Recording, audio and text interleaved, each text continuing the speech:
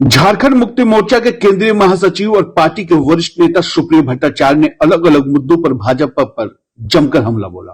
हरमू स्थित पार्टी कार्यालय में आयोजित संवाददाता सम्मेलन को संबोधित करते हुए सुप्रियो भट्टाचार्य ने कहा कि रॉयल्टी के 1,36,000 करोड़ रुपए बकाया को भाजपा सरकार द्वारा लगातार नकारा गया है। केंद्रीय कोयला मंत्री ने स्वीकार किया कि झारखंड का रॉयल्टी बकाया है। सुप्रियो भट्टाचार्य ने कहा कि कोयला मंत्री ने भी माना कि रॉयल्टी के मुद्दे पर एक कमेटी को बनाया गया है। और क्या कुछ कहा सुप्रियो भट्टाचार्य ने, आप भी सुने।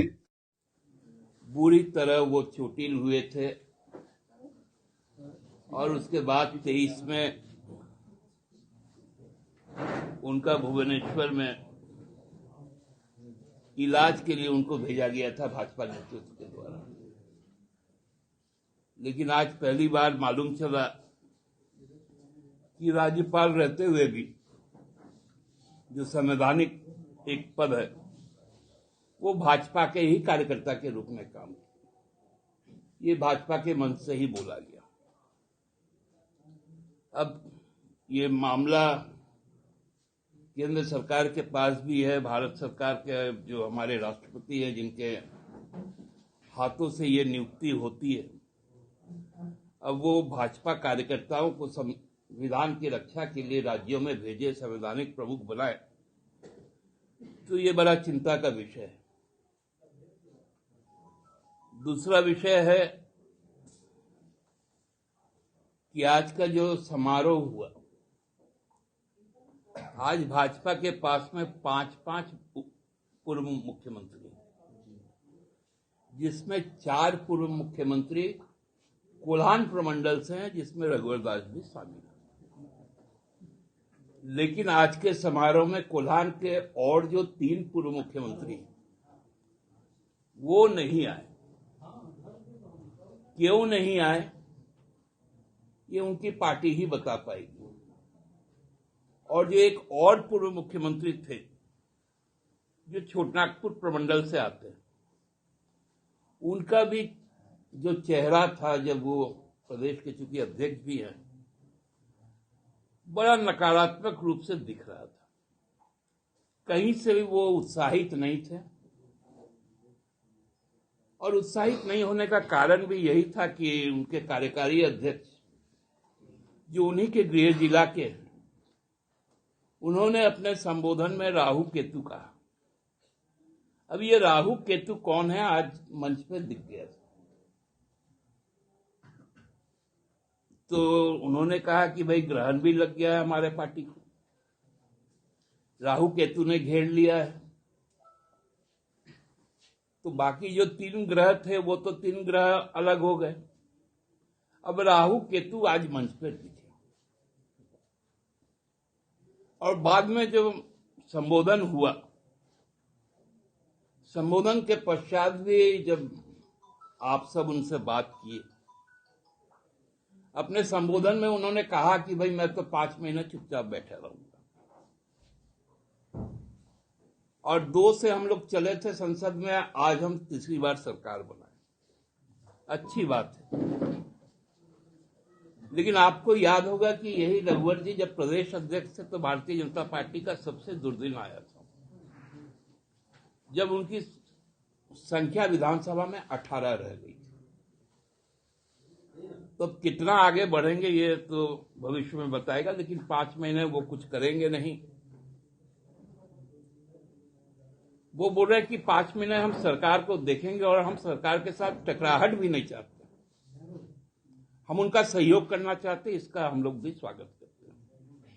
असल में टकराहट के लिए आप तैयार भी नहीं, आपने जन समर्थन ही खो दिया। क्योंकि आपके जो प्रदेश अध्यक्ष है उनको रघुवर जी के शब्दों में 2 शब्द है, फिट एंड फाइन भाजपा।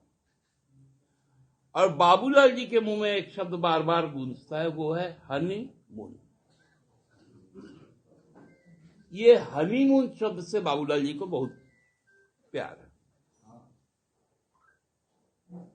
अब रघुवर दास जी को भी इस बात को बताना पड़ेगा कि आपके प्रदेश अध्यक्ष अभी हनीमून में हैं, आप सोए हुए हैं, तो इस राज्य की जनता ने आपको जिस काम के लिए अभी दायित्व दिया है वो काम तो आप कर ही रहे हैं। आपको विशेष और कुछ करने की जरूरत नहीं है। आप लोगों का हर प्रकार का उपचार का दायित्व हम लोगों ने ले लिया।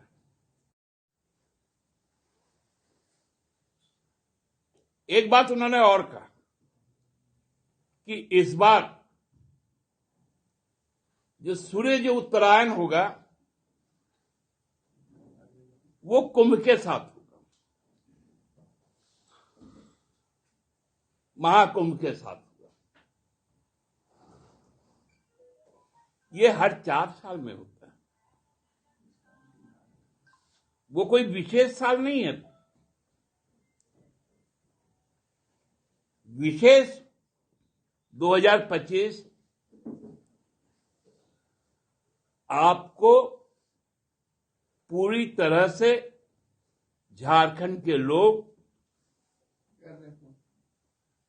ने ठान लिया है कि आपको अब झारखंड से मुक्ति दिला देंगे।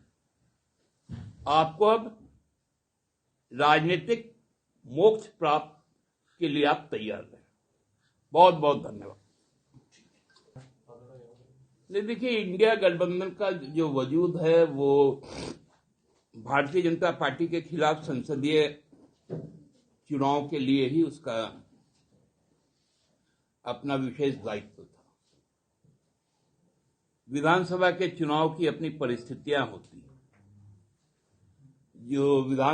जो राज्य में राजनीतिक शक्ति है वो अपना आकलन करके एक दूसरे का सहयोग करती है और उसके बाद लेकिन मूल लक्ष्य रहता है कि भारतीय जनता पार्टी को पराजित करना।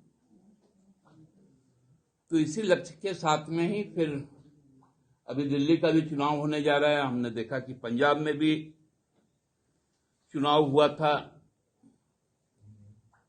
लोकसभा के पूर्व। वहां पर गठबंधन के 2 दल ने प्रतिद्वंदिता की थी, लेकिन लोकसभा में एक साथ किया था। तो लोकसभा की परिस्थितियां और विधानसभा की परिस्थितियां अलग होती हैं, इसलिए इस पर बहुत ज्यादा बोलने की जरूरत नहीं है। विधानसभा वार, राज्यवार चीजें तय होती हैं। कि लोग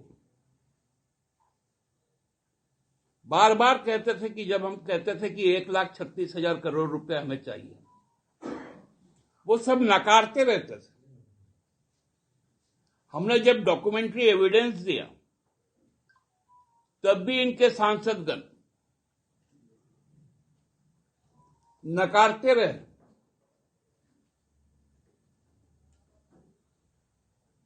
लेकिन जब कोयला मंत्री यहां पर आए कल, तो उन्होंने माना कि 1,36,000 करोड़ झारखंड सरकार का बकाया है और उन्होंने कहा कि मैं इस पे एक कमेटी बना चुका हूं और हमारी राज्य सरकार ने भी कमेटी बनाई,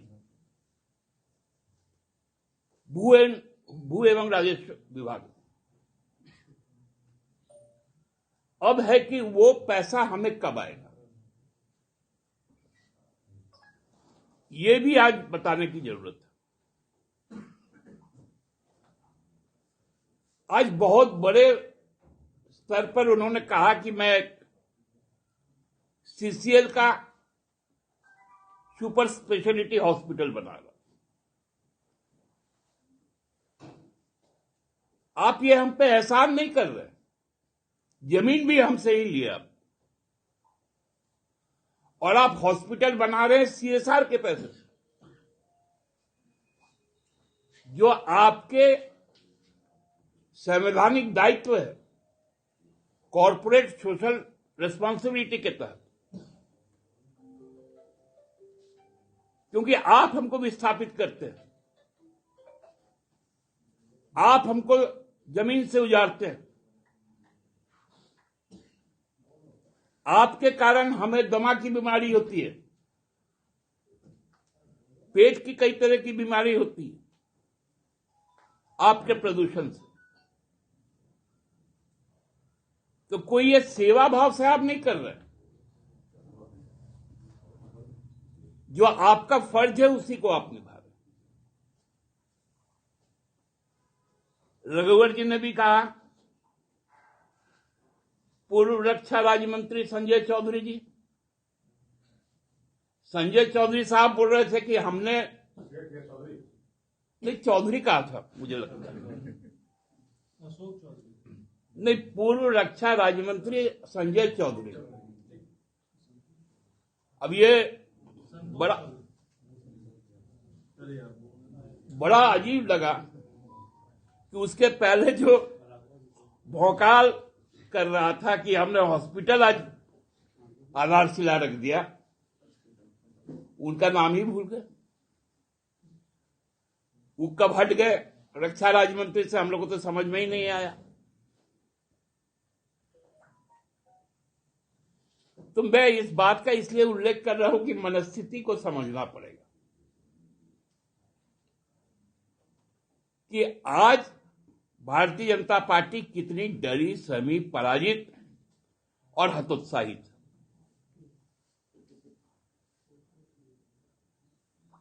क्योंकि लोगों का विश्वास खोने के बाद कोई भी राजनीतिक पार्टी अपने जमीन पर नहीं खड़ी रह सकती।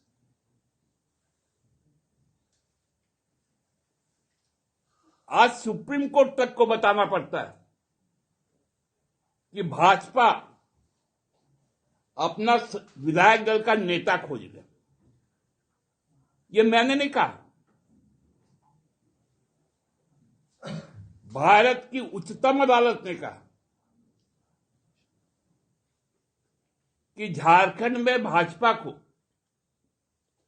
अपना विधायक दल का नेता खोजना पड़ेगा। इनको मिल ही नहीं रहा। आस लगाकर चचा बैठे हुए हैं।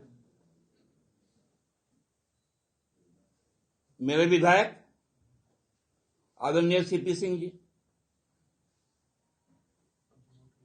बाबूलाल जी बैठे हुए हैं। प्रदेश अध्यक्ष से हटेंगे तो नेता प्रतिपक्ष बनेंगे। अब आपस में, अब रघुवर दास भी बोल रहे हैं।